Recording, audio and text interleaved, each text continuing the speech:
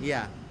PKB Nusa Tenggara Timur resmi menonaktifkan Edward Tanur dari anggota Komisi 4 DPR RI lantaran anaknya, Gregorius Ronald Tanur, menjadi tersangka kasus penganiayaan pacarnya hingga meninggal dunia. Sementara terkait pencalonan Edward kembali maju sebagai caleg DPR RI diserahkan ke Dewan Pengurus Pusat Partai Kebangkitan Bangsa. Dinonaktifkan dari Komisi 4 dan per hari ini sementara surat akan dimasukkan ke Badan Kehormatan dan DPR RI, pimpinan DPR RI untuk selanjutnya dinonaktifkan dari Komisi 4. Tentu nanti ini silakan nanti bisa dikoordinasi juga dengan DPP seperti apa, tetapi kami pada prinsipnya sangat prihatin terhadap kasus yang merenggut nyawa ini. Dari sisi kemanusiaan kami sangat sesali. Polrestabes Surabaya telah menetapkan anak anggota DPR yang menganiaya kekasihnya hingga tewas sebagai tersangka. Polisi masih terus berupaya mendalami motif penganiayaan yang dilakukan anak anggota DPR usai penetapan sebagai tersangka. Saat ini, polisi menetapkan pasal tentang penganiayaan dan bukan pembunuhan kepada tersangka. Kami masih mendalami, kami belum fix menyatakan hal itu benar terkait dengan pernyataan dari pelaku. Kami masih mendalami, maka kami menerapkan dua pasal di sini, 351 ayat 3 dan juga 359. Pasangan ini kerap cekcok atau gimana sih, sampai berujung penganiayaan? Sesuai dengan fakta dan peristiwa yang sudah kami coba himpun, bahwasanya memang dari korban kami coba pelajari media sosial yang dia miliki, dia sering mengeluh seperti itu, tapi perlu kami pendalaman. Kuasa hukum korban berharap polisi menjerat tersangka Ronald Tanur dengan pasal pembunuhan, bukan pasal penganiayaan. Meski penganiayaan itu berujung pada kematian korban Dini Sera Afrianti. Yang menyatakan tersangka tidak dijerat dengan pasal pembunuhan dan meminta kepada kami tim kuasa hukum untuk melakukan protes. Pada dasarnya sebagai pelapor, kami tim kuasa hukum menghormati proses hukum yang berjalan. Atas adanya informasi bahwa tersangka ini tidak dijerat pasal pembunuhan, bahwa dalam laporan polisi tertulis yang sudah kami buat, di sana jelas dituliskan bahwasannya laporan kami yaitu 351 ayat 1 dan atau pasal 338 yang di sana adalah ancaman pembunuhan. Sehingga mari kita ikuti dulu prosesnya.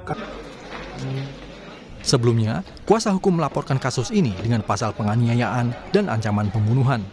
Namun dalam penyidikan, polisi hanya menjerat tersangka dengan pasal penganiayaan dan pasal kelalaian hingga menyebabkan orang lain meninggal dunia. Tim Liputan, Kompas TV.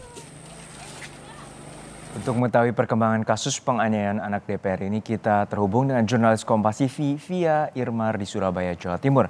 Via, hingga saat ini bagaimana proses rekonstruksi yang telah dilakukan pihak kepolisian?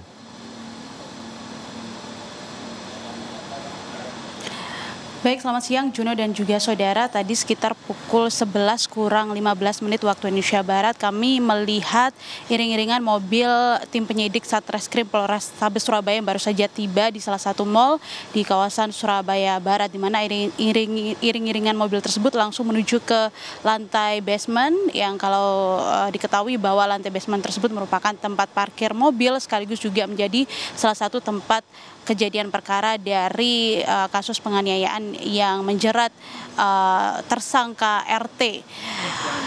Memang kalau kita melihat jadwal, seharusnya proses rekonstruksi ini dimulai pada pukul 8 pagi tadi. Namun pada saat kami tiba sekitar pukul 10 pagi waktu Indonesia Barat tadi, kami melihat belum ada satu aktivitas pun yang terlihat yang menunjukkan proses rekonstruksi dimulai.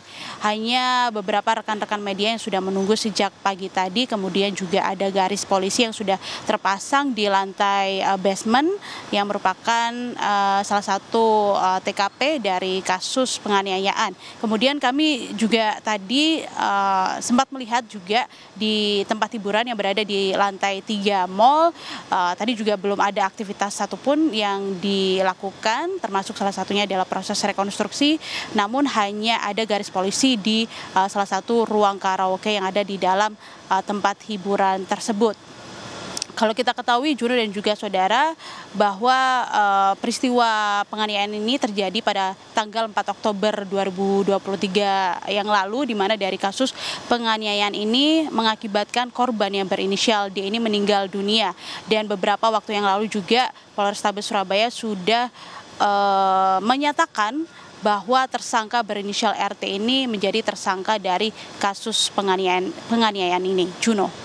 Via, untuk saat ini apakah ada kemungkinan polisi akan menjerat tersangka dengan pasal pembunuhan? Ya Juno, memang belum ada keterangan resmi dari polisi ya, terutama dari Polrestabes Surabaya apakah nanti akan ada penambahan pasal, yaitu pasal 338 KUHP tentang pembunuhan. Karena memang proses hukum juga masih terus berlangsung, Juno, dimulai dari proses penyelidikan, kemudian juga pemeriksaan saksi, termasuk juga tersangka, dan saat ini juga sedang dilakukan proses rekonstruksi untuk menyamakan bukti-bukti yang ada di lapangan dengan keterangan-keterangan dari saksi yang ada di TKP. Namun kalau kami mengutip pernyataan dari pakar hukum yang ada di Universitas Airlangga Surabaya, bahwa sebetulnya ada kemungkinan besar kasus ini, terutama tersangka berinisial RT ini bisa dijerat pasal 338 KUHP tentang pembunuhan. Dan dari pakar hukum Universitas Airlangga tersebut berpesan bahwa tim penyidik harus adil, harus fair terhadap fakta-fakta dan juga bukti-bukti yang ditemukan di lapangan tanpa ada pengaruh atau intervensi dari orang tua RT yang memiliki pengaruh dan juga jabatan yang cukup mumpuni, seperti itu, Juno dan juga saudara. Dan saat ini dari tim penyidik Polrestabes Surabaya masih mengenakan pasal 351 ayat 3 dan juga pasal 359 KUHP tentang penganiayaan berat yang menimbulkan kematian dengan ancaman hukuman sekitar 12 tahun penjara. Dan kita akan terus menunggu bagaimana update terbaru dari hasil proses rekonstruksi dan juga proses hukum yang saat ini terus berlangsung, termasuk apakah nanti akan ada penambahan pasal atau tidak, Juno. Terakhir, Via, untuk saat ini apakah polisi sudah merilis hasil otopsi dari luka-luka yang dialami oleh korban yang menyebabkan hingga meninggal dunia?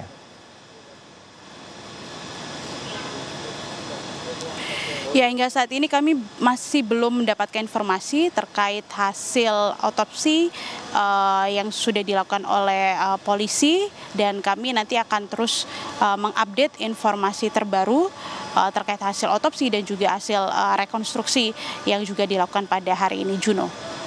Ini kan bagaimana pihak kepolisian akan mengungkap kasus dugaan penganiayaan hingga menyebabkan kekasih dari anak anggota DPR ini meninggal dunia. Terima kasih, jurnalis Kompas TV Via Irmar dari Surabaya, Jawa Timur.